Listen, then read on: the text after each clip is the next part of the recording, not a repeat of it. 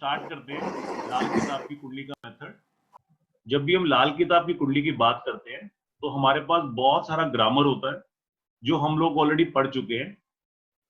सारे ग्रामर को देखते हुए और कुंडली को देखते हुए, क्योंकि प्रिडिक्टिव के अंदर जब हम डायग्नोस करते हैं तो हमारे पास एक मेथड होता है कि हम लोग उसको कनेक्ट कर देते हैं अपने कोऑर्डिनेट के साथ, जिसमें चलित भाव की कुंडली काम करती है और चलित भाव की जो कुंडली होती है उसके अकॉर्डिंगली डीबीए को हम लोग निकालते हैं और डीबीए के थ्रू कैलकुलेशन करते हैं। तो डायग्नोस करने का जो मेथड रहेगा वो सबसे पावरफुल हमारा डीबीए मेथड रहेगा कि हमारे को डीबीए बोल क्या रहा है। अब क्वेश्चन ये आता है कि हमारे इस डीबीए में कुछ प्रॉब्लम आ रही है, ये डीबीए हमारा काम नहीं कर रहा, या डीबीए जब भी बनता है तो 3 प्लैनेट से मिलकर बनता है। 3 प्लैनेट उसमें इन्वॉल्व होते हैं, एक डी इन्वॉल्व होता है, एक बी इन्वॉल्व होता है और एक इन्वॉल्व होता है। डीबीए ये तीनों मिलके हमारी प्रिडिक्शंस कर देंगे कि हम किस रफ्तार की तरफ जा रहे हैं, कौन से घटना को देखना चाहते हैं, कौन सी वस्तु को देखना चाहते हैं, कौन से विषय को देखना चाहते हैं।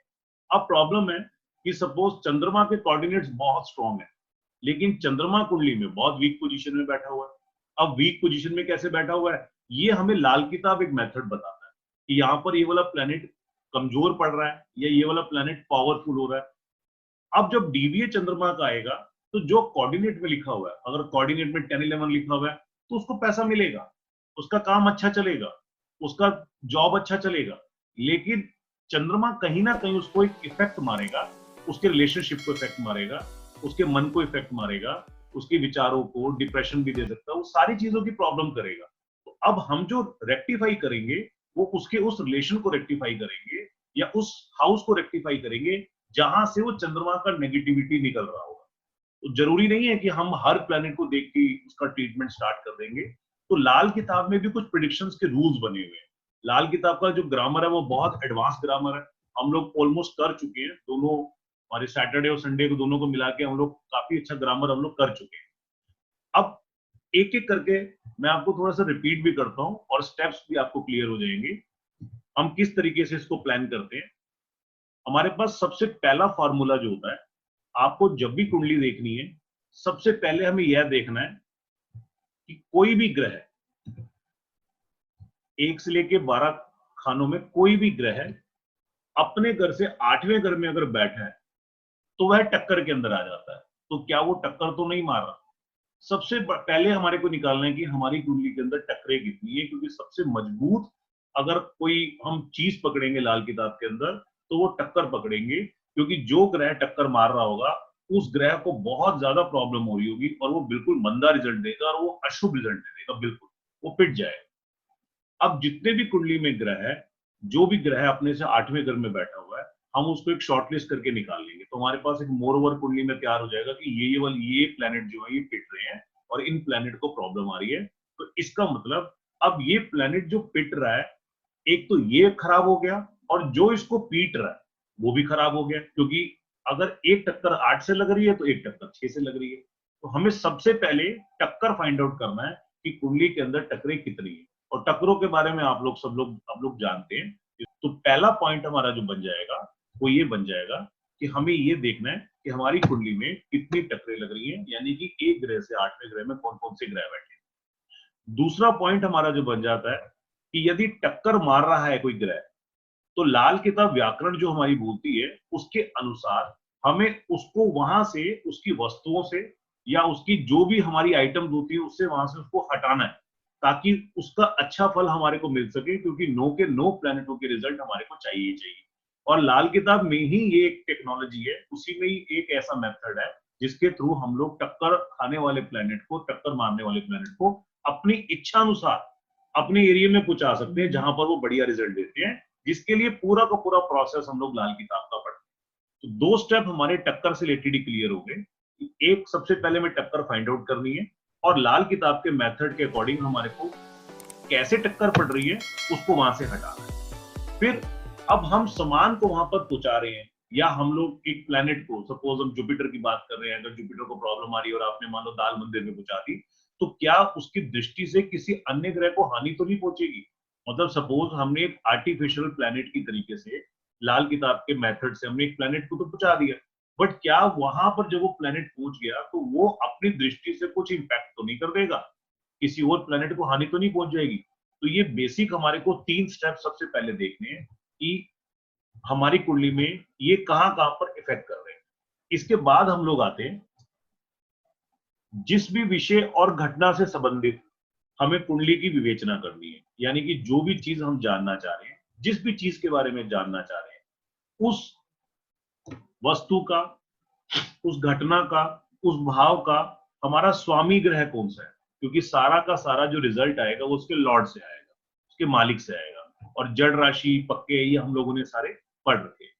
अब जब हमने उसका स्वामी ग्रह निकाल लिया, तो स्वामी ग्रह निकालने के बाद सबसे पहले उसकी कुंडली में स्थिति देखनी है कि वो बैठा किस तरीके से है, कहां पर बैठा हुआ है, कौन से घरों में बैठा हुआ है, और जो उसके अपने पक्के घर हैं, एक तो उसकी प्लेसमेंट कहां पे है, और एक जो उसके घर है वहां कौन से ग्रह बैठे हुए हैं। कहीं उसके वहां शत्रु ग्रह तो नहीं बैठे हुए, या कोई नीच ग्रह वहां जाके तो नहीं बैठ गया जो उसका भी शत्रु है तो और भी बैंड बजा देगा, या फिर दृष्टि से कौन कौन से ग्रह उसको लाभ और हानि पहुंचा रहे हैं। पता लगे शत्रु ग्रह की दृष्टि आ रही है या हमारे फ्रेंड की दृष्टि आ रही है, तो ये बहुत इंपॉर्टेंट हो जाएगा कि जिस भी चीज का हमने रिजल्ट निकालना है, पहले हम डीवीए को चेक कर लेंगे, उसके बाद हम ये निकाल के देखेंगे कि वो ग्रह की स्थिति कहाँ है, और हमारे जो जिस ग्रह की मालिक की हम बात कर रहे हैं उसके अपने घरों में कौन आके बैठा हुआ है। पता लगे कि अपनी पोजीशन बहुत बड़ी है लेकिन हमारे घर में दुश्मन आके बैठा हुआ है और हमारे घर को तोड़फोड़ कर रहा है, तो सारा का सारा खेल खत्म हो जाएगा और वो प्लेनेट का रिजल्ट बिल्कुल बेकार हो जाएगा। हमने लाल किताब में मशनुई ग्रह पढ़ा था। मशनुई ग्रह 2 ग्रहों के मेल से बनता है।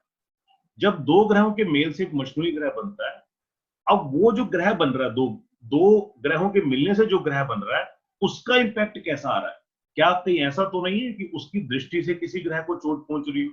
तो अगर उसकी दृष्टि से किसी ग्रह को चोट पहुंच रही होगी तो हम मशनुई में से उन 2 ग्रहों में से जो मिलके एक ग्रह बनता है उसमें से एक ग्रह को निकाल के हटा देंगे। क्यों हटा देंगे? ताकि उसका रिजल्ट हमारे को अच्छा मिले, जो दृष्टि अथवा किसी संबंध से किसी भी उच्च ग्रह को नीच कर रहा हो। यानी कि अब 2 हमारे पास प्लेनेट है, उनसे एक प्लेनेट बन रहा है, उसकी नीच दृष्टि से हमारा दूसरा इफेक्ट कर रहा है, तो हम उसमें से एक प्लेनेट को निकाल के उसकी पावर को तोड़ देंगे और मशनुई में से एक ग्रह को हम लोग निकाल देंगे। अब हमारे पास है प्रत्येक विषय वस्तु व घटना का अपना एक निश्चित घर होता है, निश्चित स्वामी होता है। यदि यह ग्रह ठीक स्थिति में नहीं है, तो अपने पक्के घरों में नहीं बैठे, तो उपाय द्वारा इनको ठीक किया जा सकता है।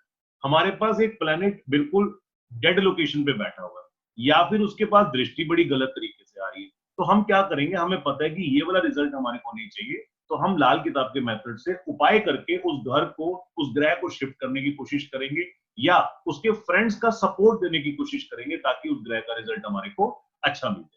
इसको एक एग्जांपल से हम लोग क्लियर करते हैं। या किसी की कुंडली देख रहे हैं और हम उसकी एजुकेशन के बारे में देखना चाहते हैं, तो सबसे पहले हमने फोकस करना है कि एजुकेशन का हाउस कौन सा है। हमें मिल गया एजुकेशन का हाउस होता है 5वां। अब 5वें हाउस को जब हम लोग देखेंगे तो 5वें घर में बैठा कौन, 5वें घर में सबसे पहले बैठने के बाद उसका स्वामी ग्रह कौन है, उसका पक्का ग्रह सूर्य, वो किस स्थिति में है, और फिर उस घर के पक्के ग्रह यानी कि सूर्य के घर के अंदर कौन बैठा हुआ है, उसकी जड़ कैसी है। फिर बृहस्पति को देखेंगे क्योंकि बृहस्पति भी वहां का पक्का ग्रह है, बृहस्पति की पोजीशन को भी सेम। फिर बृहस्पति की पक्के घर में कौन बैठा हुआ है। और अब क्योंकि क्वेश्चन किस चीज का है, एजुकेशन का, तो जब तक चंद्रमा का भी हम रिजल्ट नहीं देखेंगे तब तक हम आंसर नहीं दे पाएंगे। अब क्योंकि जो चंद्रमा है वो 4 नंबर घर को रिप्रेजेंट करता है, जो पक्का घर है वो 4 नंबर घर का है, तो कोई भी शत्रु ग्रह अगर 4 नंबर को अशुभ कर रहा होगा, मान लीजिए केतु ही आके बैठ गया वहां पे 4 नंबर में, यानी कि चंद्रमा की पावर को वीक कर रहा है, तो ऑब्वियसली अब शिक्षा जो है वो अपूर्ण रहेगी या उसमें व्यवधान रहेंगे। अब मान लो चंद्रमा बहुत अच्छी पोजीशन में है और चंद्रमा को चंद्रमा के फ्रेंड दृष्ट कर रहे हैं या उसके साथ बैठे हुए हैं, तो रिजल्ट बहुत बढ़िया हो जाएगा और चीज अच्छी हो जाएगी। तो जिस भी घर को हम लोग देखेंगे सबसे पहले उस घर में बैठे हुए प्लैनेट की प्लेसमेंट, फिर उसके बाद उस घर के हमारे जो स्वामी यानी कि जो पक्के घर बनते हैं, फिर उनके पक्के घर जो अपने घर है उनकी पोजीशन क्या है, और उसके बाद हम पकड़ेंगे कि उस हाउस का सिग्निफिकेटर क्या है। ये 4 या 5 प्रिंसिपल है हर प्रकार की प्रिडिक्शन करने में। अभी मैं बिल्कुल एक लाइव कुंडली लगाऊंगा और एक एक करके हम हाउस को पकड़ेंगे और उपाय भी निकालने की कोशिश करेंगे, तो सारा फंडामेंटली क्लियर हो जाएगा आपको कि लाल किताब की कुंडली को हम लोग देखें किस तरीके से। मैं एक रिकैप कर देता हूं। सबसे पहले हमने देखा कि टक्कर कौन मार रहा है, फिर हमने देखा कि हमारे हर ग्रह के, हर जिस जिस ग्रह के बारे में हमें विवेचना करनी है, उसके जो स्वामी ग्रह हैं उनकी पोजीशन क्या है, और उनके पक्के घर में कौन कौन से प्लैनेट बैठे हुए हैं, क्या दृष्टि से वो खराब तो नहीं हो रही। अब हमारे पास क्वेश्चन आता है, या दो ग्रह बल्कि मशनूई बन के ग्रह बनाते हैं, उसको भी हम चेक करेंगे, क्योंकि मशनूई ग्रह से अगर कोई रिजल्ट खराब आ रहा होगा तो भी प्रॉब्लम हो जाएगी। अब हमारे पास क्वेश्चन आता है कि हमें शादी के बारे में देखना है, तो फोकस करेंगे सीधा 7th हाउस पे। अब हम फिर, हमारे पास क्वेश्चन है एजुकेशन का, हमें सीधा 5th हाउस को देखना है। हमारे पास हेल्थ का क्वेश्चन है, हमें 6ठे घर को देखना है, 8वें घर को देखना है और 12वें घर को देखना है। सेम फंडामेंट, हमें अपने बारे में देखना है, हम पहले घर को फोकस करेंगे। भाई बहन को देखना है, हम लोग 3rd हाउस को फोकस करेंगे। एजुकेशन देख रहे हैं, माँ के बारे में देख रहे हैं, 4थे और 5वें को इंडिकेट कर लेंगे। और अब उसमें देखेंगे कैसे, प्लैनेट को देखेंगे, प्लैनेट के स्वामियों को देखेंगे, स्वामियों के घरों को देखेंगे और उसके सिग्निफिकेंट को देखेंगे। इससे बाहर लाल किताब ही नहीं है, और किसी फंडामेंटल में जाने की हमारे को जरूरत ही नहीं है। हाँ, ग्रामर से हम उसको किस तरीके से उसके हालात को सुधारना है, उसको अगर ग्रह सोया हुआ उसको जगाना है या उस ग्रह को रेमेडी करना है, तो वहां पूरा ग्रामर का हम इस्तेमाल करेंगे, जो सारा का सारा हम लोगों ने ड्यूरिंग द कोर्स सीखा हुआ है। अब हमारे पास एक क्वेश्चन और उठ जाता है कि पत्री देख ली हमने, पत्री का क्वेश्चन पुट कर लिया, एजुकेशन क्या कहता है, विवाह क्या कहता है, लेकिन इस पत्री को देख के हमें क्या कुछ प्रिकॉशंस भी लेने हैं। कुछ ऐसा तो नहीं है कि एक काम ऐसा जो लाइफ लॉन्ग हमें करना ही नहीं है, जो हमारी पत्री के अगेंस्ट है, या हमारी पत्री का वर्स्ट प्लैनेट कौन सा है। वर्स्ट प्लैनेट का मतलब है जिसने आके तहलका मचाना ही मचाना है, तो उसका प्रिकॉशन और उसका ट्रीटमेंट हमारे को करना ही करना है। अब हर साल वर्षफल बनता है, तो इस साल हमारे को क्या रिजल्ट मिलने वाला है, या इस साल हमारे ग्रह अच्छा रिजल्ट देंगे या बुरा रिजल्ट देंगे, तो हमारे को ये वर्षफल पे जाके देखना पड़ेगा। तो लगन कुंडली से हमने पहले पूरा रुझान कर लिया, फिर देखा कि इस साल हमारा क्या इफेक्ट आ रहा है, और अगर गोचर चेंज हो रहा होता है और गोचर का इफेक्ट भी लगन कुंडली पे पड़ रहा होता है, तो गोचर के ग्रहों का भी उपाय हमारे को करना ही।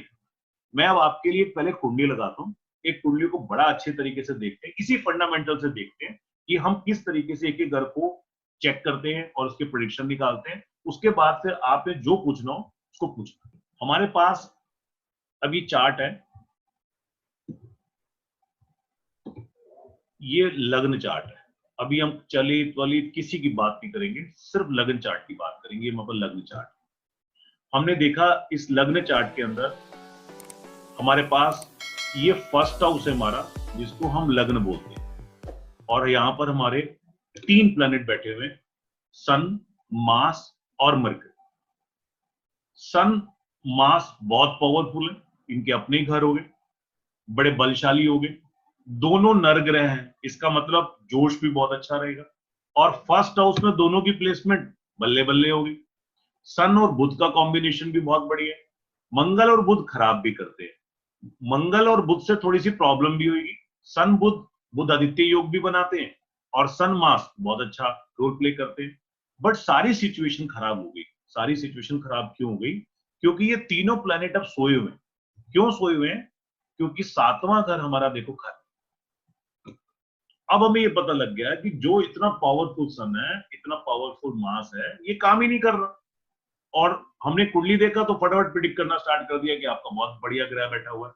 ये काम ही नहीं कर रहा, क्योंकि अब ये ग्रह सोया हुआ है, क्योंकि 7वां घर खाली है।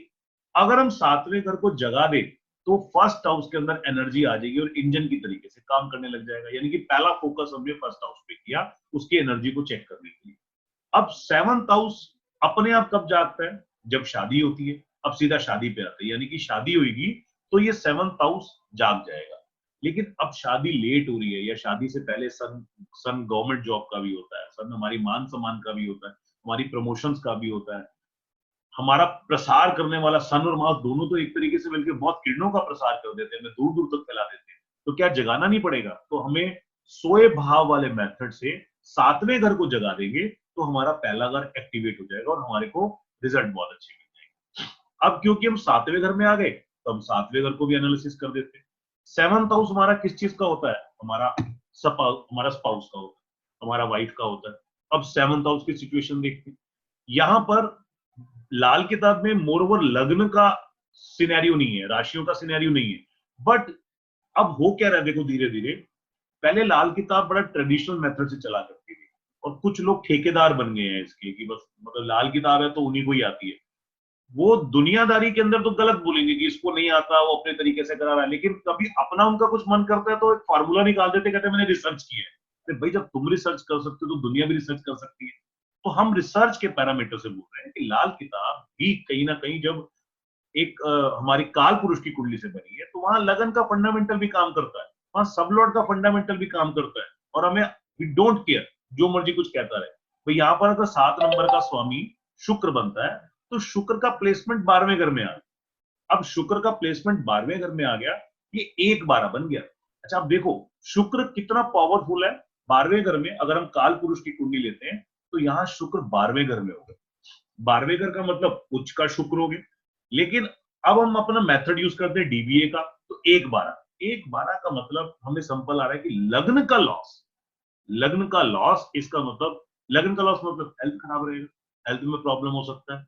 तो शुक्र 12 का लाल किताब में भी एक सिम्टम दिया हुआ है कि शुक्र 12 उच्च होने के साथ साथ कहीं ना कहीं स्पाउस को प्रॉब्लम भी क्रिएट कर सकता है, उसकी हेल्थ को भी खराब कर सकता है। तो दोनों फंडामेंटल मैच कर रहे हैं। हमने यहाँ से 1-12 मैच किया, और अब 7th हाउस की पोजीशन लगाने के लिए 7th हाउस खाली है, और 7th हाउस का जो सिग्निफिकेटर है वीनस वो 12वें घर में बैठा हुआ बहुत बढ़िया है। बट एक प्रॉब्लम दिख गई हमारे को। क्या दिख गई? ये केतु को यहां से हम चलाते हैं। देखो केतु को जब हम चलाते हैं यहां से, पहला घर, दूसरा घर, तीसरा, चौथा, पांचवा, छठा, सातवां और 8वां। इसका मतलब केतु अब क्या कर रहा है, केतु वीनस को टक्कर मार रहा है। 7वां घर में प्लैनेट नहीं है, वीनस बहुत अच्छी हालत में है, बट केतु ने टक्कर मार के उसको बीट कर दिया, वीनस को अब मंदा कर दिया। यानी कि अब शादी की लाइफ में प्रॉब्लम तो रहेगी और हेल्थ की थोड़ी सी दिक्कत भी आ सकती है। तो यहीं से अब रेमेडी निकलेगा कैसे, शुक्र 12 का, कि हमें क्या करना है। 43 डेज, हमें 43 दिन, अब 43 दिन का फंडामेंटल ये सारी चीजें मैं क्लियर कर चुका हूँ। 43 डेज क्योंकि लग्न का मेथड है, हमें नीले फूल जमीन में गाड़ने। तो उसमें क्या किया हमने, वीनस को जब तोड़ा राहु और केतु, तो उसके उस अंश को हम लोगों ने जमीन में गाड़ा और वहां पर वीनस और केतु को पड़े रहने दिए, जिससे उसकी प्योरिटी होगी। तो वहां से हमारे को वीनस का इमीडिएटली ट्रीटमेंट मिल गया। अब शादी की लाइफ के बारे में बात करेंगे तो हमें पता लग गया। दूसरा, केतु का भी इलाज करना पड़ेगा क्योंकि केतु उसको टक्कर मार रहा है और लाइफ लॉन्ग टक्कर मारता रहेगा। अब ये पोजीशन कब वर्स्ट हो जाएगी? ये पोजीशन वर्स्ट होगी जिस वर्षफल के अंदर ये वाला प्लेनेट प्रॉब्लम क्रिएट करके आएगा। तो वर्षफल से हमें ये भी आइडिया लग गया कि कब हमारी प्रॉब्लम खराब होने वाली।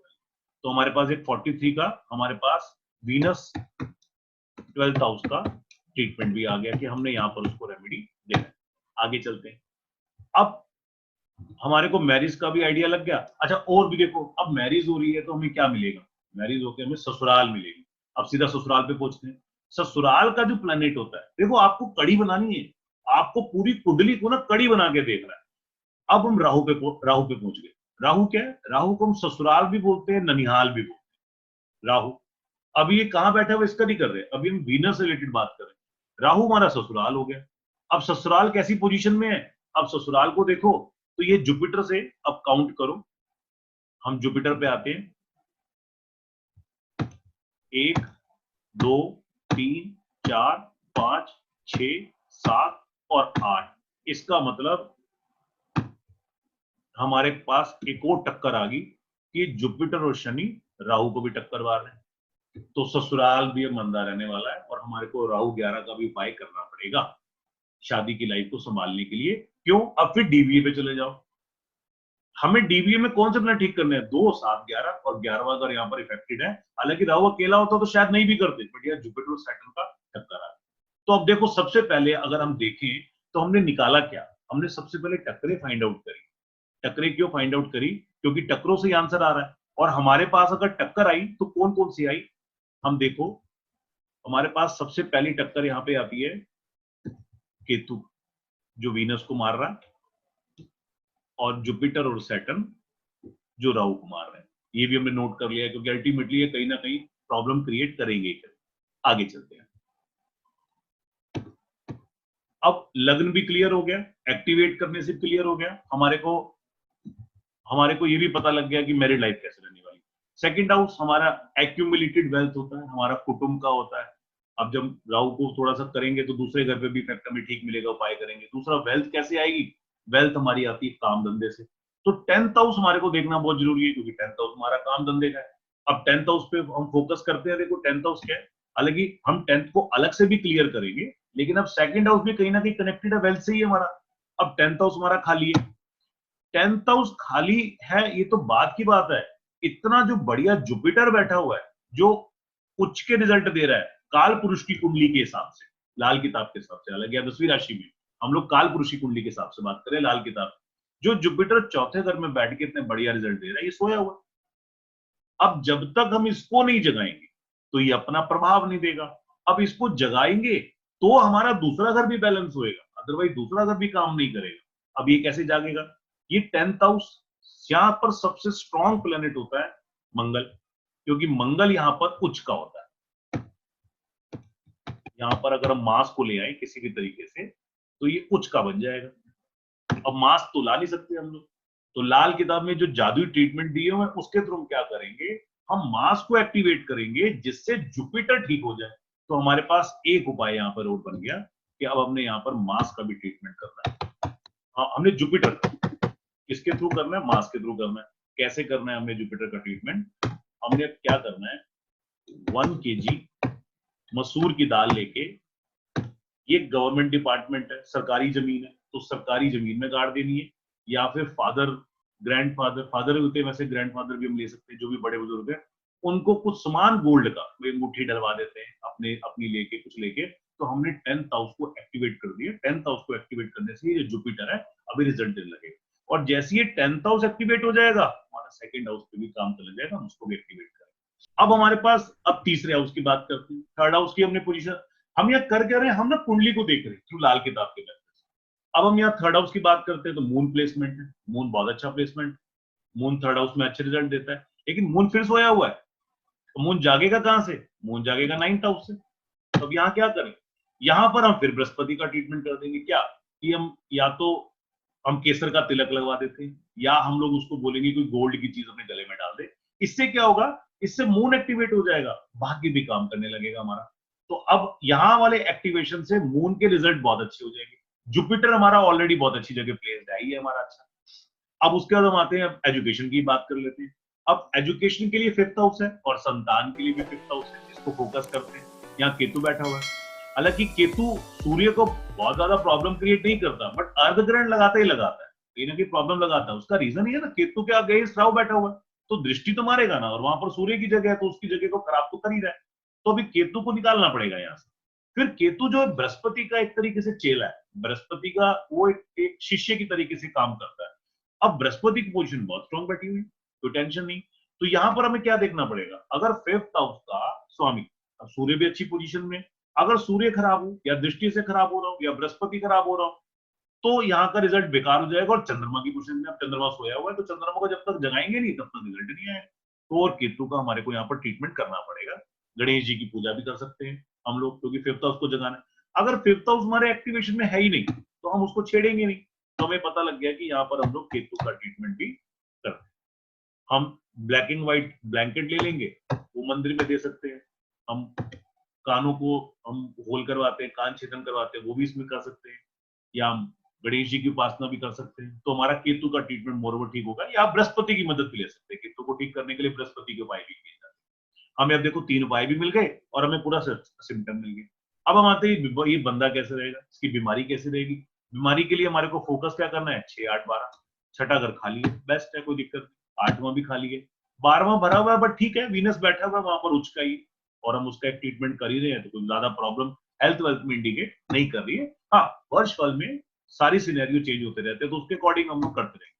7th हाउस का हमने डिस्कशन कर ही लिया, 8th हाउस का हमने कर लिया, 9th हाउस का हमने, क्योंकि हम बृहस्पति को जगाएंगे तो वहां से अगर सपोर्ट लेंगे यहाँ से बृहस्पति की, 9वें घर को जगाएंगे तो ये चंद्रमा काम करने लगेगा। 10वें घर को हमने जगा लिया, जिससे बृहस्पति भी काम करने लगा और यहाँ पर भी एक्टिवेशन आ गई। अब वो क्वेश्चन पुट होता है हमारा गेन। अब गेन के हाउस में हमारा राहु बैठा हो, हमारा एक फंडामेंटल होता है, राहु 11वें घर में आता है तो जुपिटर खराब हो जाता है। ये एक फंडामेंटल है, एक नियम है। राहु 11वें घर में आता है तो पिता को गोली मारे, फादर को भी प्रॉब्लम क्रिएट करता है, ननिहाल ससुराल भी टक्कर खा ही रहे, यहाँ से जुपिटर सैटर्न से प्रॉब्लम क्रिएट कर रहा है। तो हमें ये पता लग गया अभी कुंडली के अंदर राहु का उपाय तो सबसे पहले करना, क्योंकि राहु 11 से प्रॉब्लम क्या हो रही है, एक तो जुपिटर उसको टक्कर मार रहा है, पहली कमजोर कर रहा है, फिर शादी की लाइफ में देख रहे हैं ससुराल कमजोर पड़ रहा है, ननिहाल पे भी कहीं ना कहीं दिक्कत आ रही होगी, इसके मामे मामा को प्रॉब्लम इंडिकेट होता है।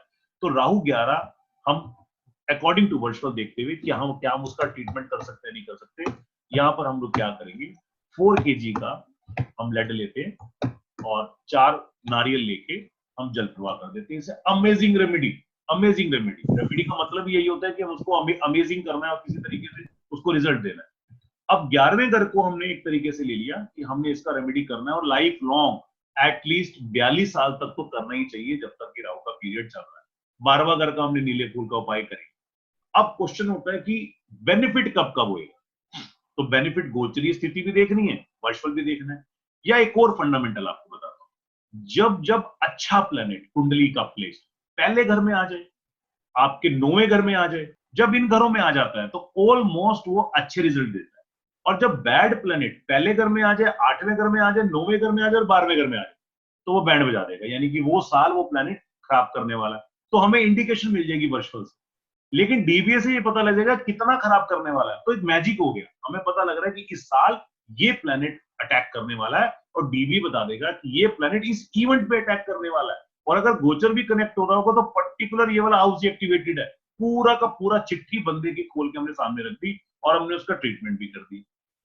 अब कुंडली में प्रिकॉशन किस चीज का है, वही हमने सारे लगन से लेके सारे प्लेनेट पढ़ लिए।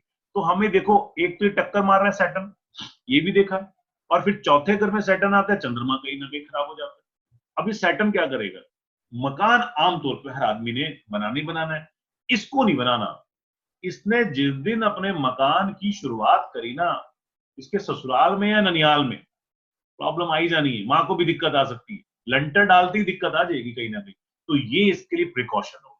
तो देखो, हमने प्रिकॉशन भी ढूंढ लिया, हमने वर्स्ट प्लेनेट भी ढूंढ लिया कि हमने किसका ट्रीटमेंट करना है, और हमने अकॉर्डिंग टू इवेंट जो जो प्रॉब्लम आएगी उसके अकॉर्डिंगली हम लोगों ने उसको प्लान भी कर लिया, और वर्चुअल में उसकी क्या पोजीशन है उससे हम लोग उसका ट्रीटमेंट देके उसको मैनेज कर लेंगे। तो लाल किताब के जो प्लान बैठे हुए आपने फोकस करके पहले घर को, दूसरे घर को, तीसरे घर को, चौथे घर को, और उसका पूरा ग्रामर फिट कर दो। क्योंकि देखो, यहाँ अगर हम सोया हुआ नहीं जगाते तो भी प्रॉब्लम है, अगर इसको नहीं जगाएंगे तो ये बेचारा इतना इतना बढ़िया प्लान खराब है, इसको नहीं जगाते तो ये प्लान खराब है। तो हमने वो फंडामेंटल भी लगा दी और हमने देख भी लिया। फिर आगे हम लोग, अगर हमें उसके आगे जो भी इवेंट्स होते हैं, कोई कुछ चीज पूछना चाह रहा है कि इस समय पर्टिकुलर ये प्रॉब्लम आ रही है, इस समय पर्टिकुलर ये प्रॉब्लम आ रही है, तो फिर हम वहां पर वर्षफल का सपोर्ट लेंगे। और वर्षफल के अंदर मैं वर्षफल का भी एक बार चार्ट बना देता हूँ। जिस भी साल का हम लोग चार्ट देखेंगे, हमारे को पता लग जाता है कि इस साल उसके प्लेनेट की पोजीशन कहां जा रही है।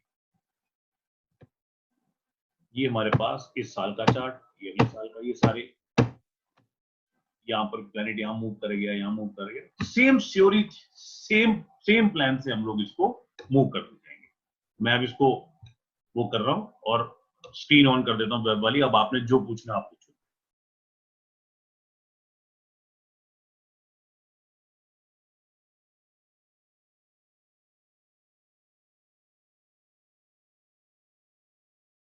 नमस्कार दोस्तों, अगर आपका ज्योतिष, न्यूमरोलॉजी, वास्तु और किसी भी प्रकार की ऑक्कल्ट साइंस में इंटरेस्ट है और आप उसको साइंटिफिक और लॉजिकल तरीके से सीखना चाहते हैं, तो हमारे नंबर पे कांटेक्ट करें और इस चैनल को सब्सक्राइब करें। बहुत सारे ज्ञानवर्धक और नॉलेजेबल वीडियो मैं आपके लिए ला रहा हूं। नमस्कार।